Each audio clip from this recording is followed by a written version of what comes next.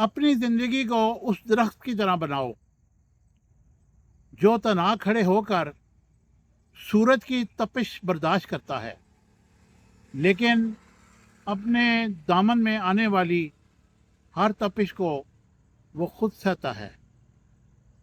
तन्हा खड़ा होना आपकी ज़ात को तक़वियत पहुंचाता है और आप ये साबित करते हैं कि तन्हाई में आप अपने आप को मनवा सकते हैं।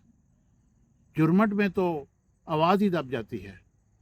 जुर्मट में तो आप किसी को अपनी ज़ात के बारे में नहीं बता सकते, अपनी ज़ात को नहीं मनवा सकते।